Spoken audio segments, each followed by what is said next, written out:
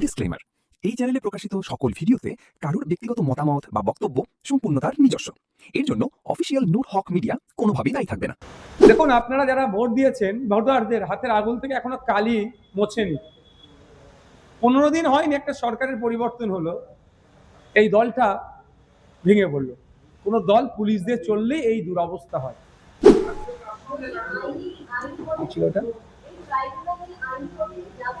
অবশ্যই ট্রাইব্যুনালে speed up করানোর জন্য আইনে যারা বিশেষজ্ঞ আছে, আমার তো অলরেডি কলকাতা হাইকোর্ট এবং সুপ্রিম কোর্ট দু জায়গায় আমার মামলা করা আছে, আমাদের যারা আইনজীবী আছে তাদের সাথে কথা বলবো স্পিড আপ করানোর জন্য, অথবা একটা টাইম বেঁধে দেওয়ার জন্য যে এই টাইমের মধ্যে এই 27 লক্ষ ভোটারের কেসকে সমাপ্ত করতে হবে, নিষ্পত্তি করতে হবে।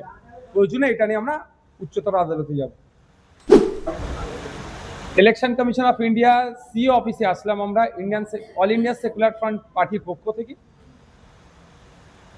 এসআইআর পর্বে লজিক্যাল ডিসক্রিপেন্সি, আন্ডার অ্যাডজুডিকেশন, তারপরে ডিলিট, এই নিয়ে অনেক আন্দোলন, মামলা কোর্ট পর্যন্ত গড়িয়েছিল। তারপরে কোর্ট ট্রাইব্যুনালের দিকে ঠেলে দিয়েছিল 27 লক্ষ যে ভোটারের নাম ডিলিট হয়েছে সেগুলো নিষ্পত্তির জন্য। আমরা দেখলাম ভোট হয়ে গেল, বেশ কিছুদিন হয়ে যাওয়ার পরেও এখনো পর্যন্ত কারো মুখে সে ইলেকশন কমিশন অফ ইন্ডিয়া বলুন বা নবগঠিত যে সরকার পশ্চিমবাংলায় আছে সেই সরকারের পক্ষ থেকেও বা প্রধান বিরোধী দল যারা আছেন তাদের পক্ষ থেকেও একটাও রা কাটলো না এসআইআর এর 27 লক্ষ ভোটারের কি হবে। আমরা দায়িত্বশীল বিরোধী, সবসময় গঠনমূলক আলোচনা করতে আমরা পছন্দ করি, তাই আমরা বাড়িতে বসে থাকতে পারি না। তাই আমরা আজকে শিয়ালদা থেকে ধর্মতলা পর্যন্ত একটা মিছিল, তারপরে ডেপুটেশনে আসলাম। নির্বাচন কমিশনের অফিসে এসে আমাদের প্রস্তাব এটাই যে দ্রুততার সাথে এই 27 লক্ষ যে ট্রাইব্যুনালে মামলা ঝুলে আছে সেগুলো নিষ্পত্তি করে সেগুলোর নামগুলো আপলোড করতে হবে, এবং যে আতঙ্কের মধ্যে এখন মানুষরা আছে আতঙ্ক মুক্ত করতে হবে, নতুন করে না হ্যারাসমেন্ট করা হয় সে বিষয়টাও লক্ষ্য রাখতে হবে। এসে কথা বলার পরে যে দায়িত্বশীল যিনি ছিলেন তার সাথে কথা বললাম, যে প্রতি উত্তরটা পেলাম যে স্পিড আপের ব্যাপারে কলকাতা হাইকোর্টের চিফ জাস্টিস স্যারের সাথে কথা বলেছেন, রেজিস্ট্রার জেনারেলের সাথে কথা বলেছেন যাতে দ্রুততার সাথে হয়। কিন্তু আমরা একটা প্রস্তাব রাখলাম যে নির্দিষ্ট কোনো একটা টাইম ফিক্সড করে দেওয়া দরকার যে এর মধ্যে নামগুলো নিষ্পত্তি হবে।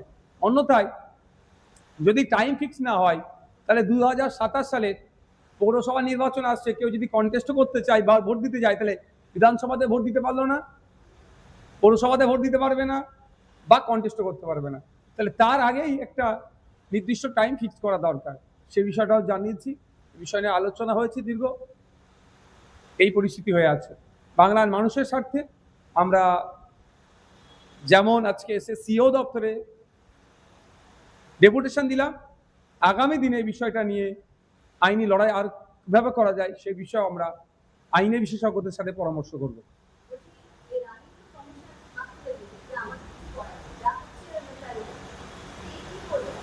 সেই প্রসঙ্গটাই বলছি যে একদম যে পাশ কাটিয়ে চলে যেতে পারে না। নির্বাচন কমিশনের কাজটা হচ্ছে ভোটার সংক্রান্ত। নির্বাচন কমিশনের কাজ নয় কোনো বিল্ডিং তৈরি করা, হসপিটালে ডক্টর দেওয়া, স্কুলে টিচার নিয়োগ করা, এটা কাজ নয়। ভোট আর ভোটার সংক্রান্ত।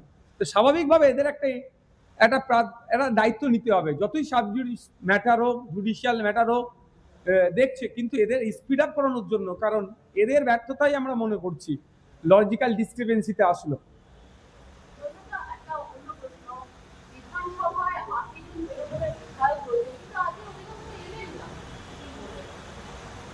দেখুন, আপনারা যারা ভোট দিয়েছেন ভোটারদের হাতের আগুন থেকে এখনো কালি মোছেনি। 15 দিন হয়নি একটা সরকারের পরিবর্তন হলো, এই দলটা ভেঙে পড়লো। কোনো দল পুলিশ দিয়ে চললেই এই দুরবস্থা হয়।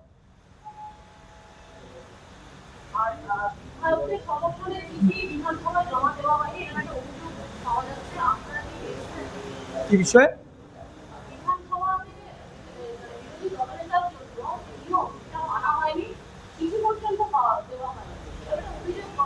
দেখুন, আমরা বাম আইএসএফ এর দুজন বিধায়ক আমরা হয়েছি, মুর্শিদাবাদ থেকে আর ভাঙড় থেকে।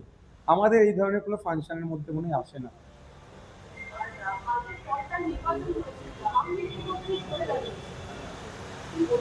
দেখুন, এই সরে দাঁড়ানোর পিছনে একাধিক ইকুয়েশন আছে।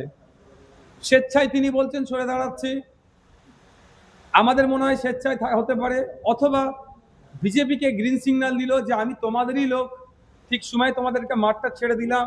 অর্থাৎ বিগত দিনে বর্তমান যিনি চিফ মিনিস্টার আছেন আমাদের রাজ্যের, তিনি বেশ কয়েকজনকে জেলের ভাত খাওয়াবার বা অনেক কথা বলতেন, তার মধ্যে জাহাঙ্গীর সাহেবের নাম বারবার নিতেন, তাহলে ওটার হাত থেকে বাঁচার জন্য হতে পারে।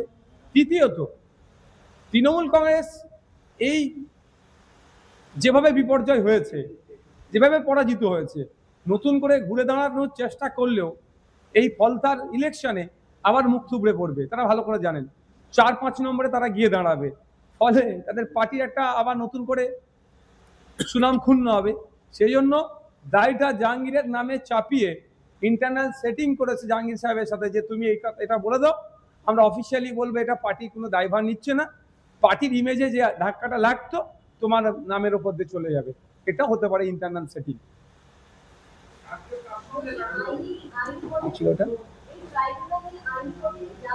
অবশ্যই ট্রাইব্যুনালে স্পিড আপ করানোর জন্য আইনে যারা বিশেষজ্ঞ আছে, আমার তো অলরেডি কলকাতা হাইকোর্ট এবং সুপ্রিম কোর্ট দু জায়গায় আমার মামলা করা আছে, আমাদের যারা আইনজীবী আছে তাদের সাথে কথা বলবো স্পিড আপ করানোর জন্য, অথবা একটা টাইম বেঁধে দেওয়ার জন্য, যে এই টাইমের মধ্যে এই 27 লক্ষ ভোটারের কেসকে সমাপ্ত করতে হবে, নিষ্পত্তি করতে হবে।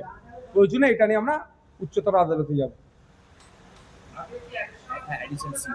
হ্যাঁ, আজকে অ্যাডিশনাল সিও স্যারের সাথে দেখা হলো।